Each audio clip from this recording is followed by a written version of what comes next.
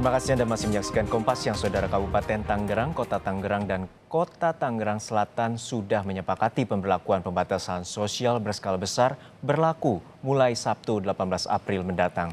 Sebelum diberlakukan, pemerintah Provinsi Banten akan menyosialisasikan kebijakan PSBB. Saat ini peraturan gubernur sudah disiapkan. Draftnya mengacu pada PSBB di DKI Jakarta dan Jawa Barat. Secara teknis, PSBB di Kabupaten dan Kota Tangerang Selatan serupa dengan PSBB yang sudah berlaku di Jakarta.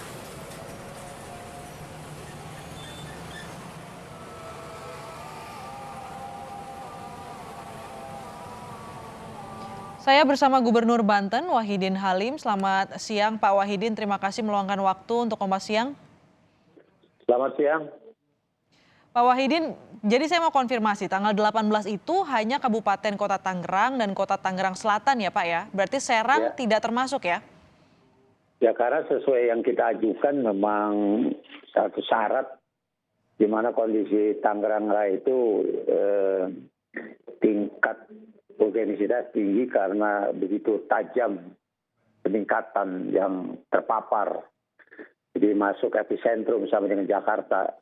Sementara Banten lainnya itu masih zona hijau dan juga ada zona kuning. Ya sekarang memang belum membutuhkan PSBB. Saya kira itu pertimbangannya.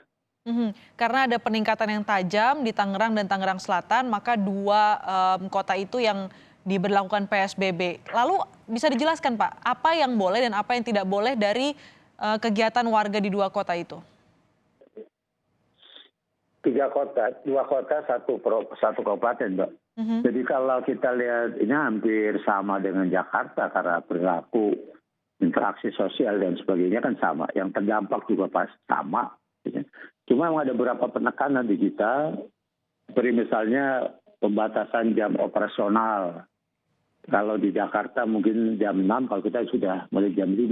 Karena pergerakan orang dari Tangerang ke Jakarta itu kan dari jam 5. Terus juga sampai jam 19, kalau di Jakarta jam 6. Jadi mereka pulang sampai di Tangerang itu kan jam 7. Jadi kita jam 5 sampai jam 7. Terus juga operasional dalam rangka protokol kesehatan di jalan-jalan utama dengan titik-titik.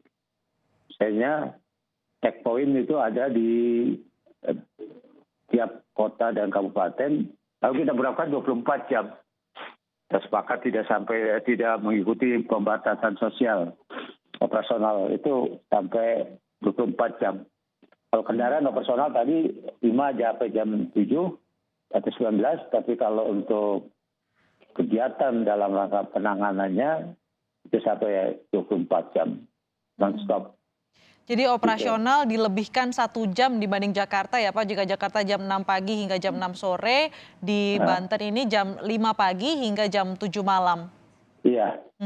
Nah, ini banyak warga Tangerang, terutama Tangerang Selatan yang bekerja di Jakarta. Apa langkah pembatasannya dari Pemkot sendiri dan Pemprov sendiri? Kita nanti operasional melalui checkpoint tadi. Jadi daerah-daerah pintu-pintu masuk tertentu bisa saja kita batasi. Karena teknis nanti diatur oleh wali kota dan bupati. Kita pendekatan komprehensif dari peraturan gubernur nanti kita delegasikan untuk konkretnya untuk watertest ada di kota kabupaten. Namun tadi sepakat kita sudah rapatkan bersama bahwa di pintu-pintu keluar atau pintu masuk ini kita akan batasi. Baik jumlahnya yang biasanya jalan protokol ini semua bisa lalui, ini kita batasi.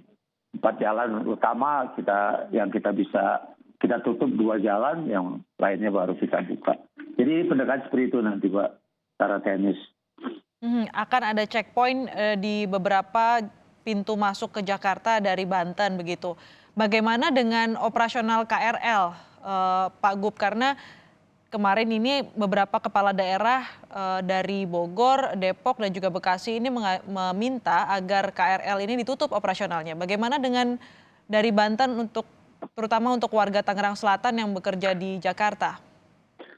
Memang konsep transportasi massal ini menjadi masalah juga di kita.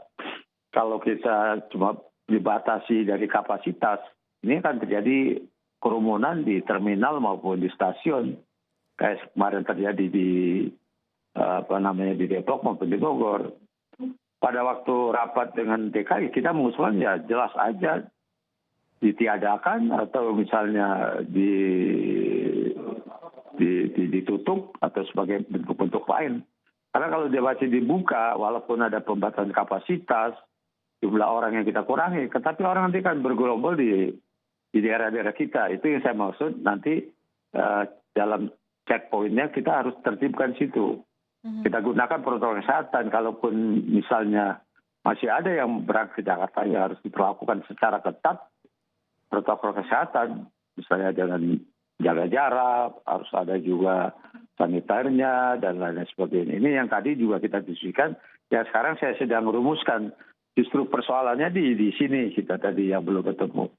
Bahwasanya bagaimana kereta api ini tahu Ibu semuanya tahu bahwa kereta api ini selalu cukup ramai bertumpuk dan susah untuk menata di dalamnya maupun di ruang tunggunya. Ini jadi problem yang sekarang masih kita diskusikan. Saya kira itu. Kalau nggak salah di Banten ini hampir 90 titik checkpoint ini. Jalan termasuk kereta api tadi.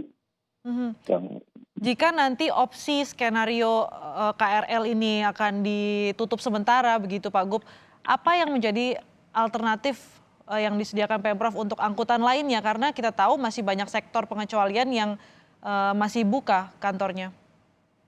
Kalau dari Tangerang sih tidak begitu mencolok sebetulnya.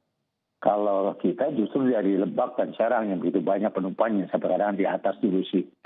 Nah ini mungkin yang perlu kita pertajam karena Pergub ini juga memang mempertimbangkan Pergub Jakarta yang masih ada persoalan. Terutama tadi di kerumunan yang terjadi di beberapa stasiun. Nah oleh karena itu kita berharap di sinilah titik tempat pengendalian dari kita agar orang tidak berkerumun. Bisa berangkat tapi dia berkerumun. Kalaupun dia banyak orang yang menunggu di stasiun yang bisa kita kelola sesuai dengan protokol kesehatan. Ini memang yang tadi sudah kita diskusikan dan tentunya model seperti apa, format seperti apa yang berkaitan dengan angkutan kereta api. Tapi kalau angkutan umum lainnya, saya kira tidak jauh berbeda dengan Jakarta dan itu selama ini juga berjalan normal. Jadi format angkutan umum bagi warga Banten yang masih bekerja di sektor-sektor pengecualian masih terus dicari solusinya begitu ya Pak Gub. Yang terakhir Pak Gub ini khususnya itu kereta api. Kalau yang lain sih kita sudah bisa ketemu. Yang kereta api yang memang ini masih krusial juga untuk kita lakukan langkah-langkah berikutnya. Pak Gub yang terakhir ini terkait pekerja harian. Apa saja yang sudah disiapkan untuk para pekerja harian yang terdampak dari PSBB ini nanti? Jabodetabek itu menjadi perhatian dari Presiden, khususnya memberikan sekitar 600.000 Menteri Sosial juga sama. Lalu tenaga kerja yang dirumahkan oleh industri, dan industri kita tidak tutup, Mbak. Industri kita ingatkan untuk melaksanakan protokol kesehatan boleh tetap berjalan, dan juga harus menginformasikan, memberitahukan kepada kita kalau terjadi PHK atau mereka dirumahkan. Dari kota kabupaten juga sama. Jadi kalau beberapa sumber dana ini dari provinsi, dari kota kabupaten terhadap yang terdampak, ini sudah kita inventarisasi.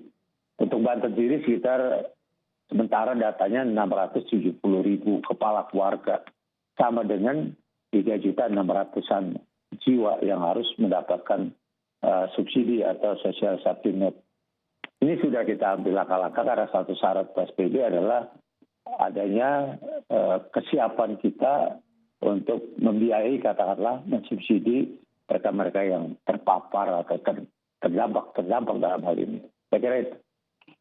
Baik, terima kasih Pak Gubernur Banten Wahidin Halim telah bergabung bersama kami di Kompas Siang.